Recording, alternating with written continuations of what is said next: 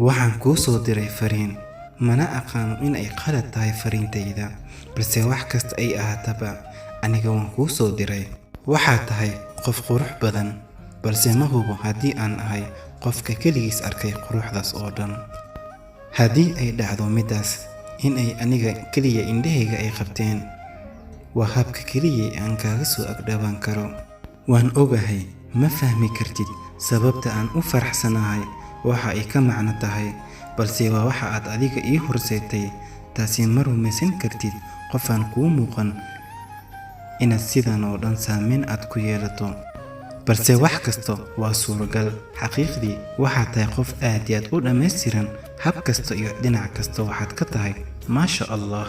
Ha u fahmin xumaan inaan kula damacsanahay, ee waa heybad alle kugu manaystay dhammaystirkaada maskax ahaan iyo qalbi ahaan. waxaad tahay qof daacad ah, ma hubo inaan fursad aan u heli doono kasoo agdhawaanshaha albaabka qalbigaaga, balse waan rajaynayaa qalbigaaga inuu isoo dhoweyn doono.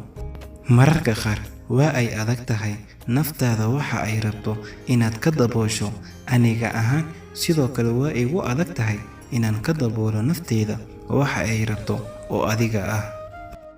xaqiiqdii waxaad tahay qof ku filan nafteyda ra'yi ahaan, taas aan hadda aan ku leeyahay qof kasta waa uu ku dhihi karaa, balse waxaa ku adkaan karta siduu sharaxaad kaaga siin lahaa sida aad saameyn ugu leedahay.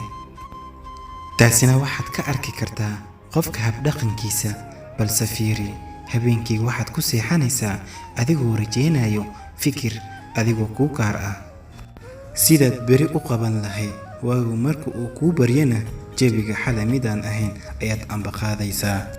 dhabtii taasina waa habka aadanaha oo dhan ay u nool yihiin, anigana habkaas ayaa saameyn igu yeeshay. saameyntaasoo idilna waa adiga baby. qof kasta iftiin waa uu heli karaa, adduunkana waa mid uu saacidi karo. taasina waxaa lagu heli karaa inay xagga alle kaaga qoran yihiin. ma hubo inay xagga alle ka qoran tahay inaan kuu soo dhawaado, balse waa waxaan rajaynayo intaas in ka badan inaan dhankaada ka helo. qofaadan aqoon waa ay adag tahay sidaad u aaminto, taasna waa wax qalbigaaga culays ku ah, balse hal mid qalbigaada wuu aamini karaa.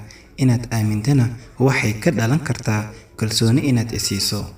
isoo dhaweey si aan u caddeeyo waxa aan ahay. runtii waa taa fariintaydii kugu soo muujiyey ee ixishmey, ina soo dhaweey niyad ahaan iyo qalbi ahaan adigoo daacad ii muujinayo.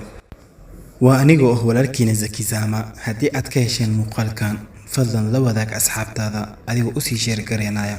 haddii aad nagu cusub tahay si aysan kuu dhaafin muuqaalada xiga, fadlan channelka subscribe saar, like inagu dhiirigeli. wixii fikirkaaga waxaad inagu reebi kartaa qaybta hoose ee commentiga.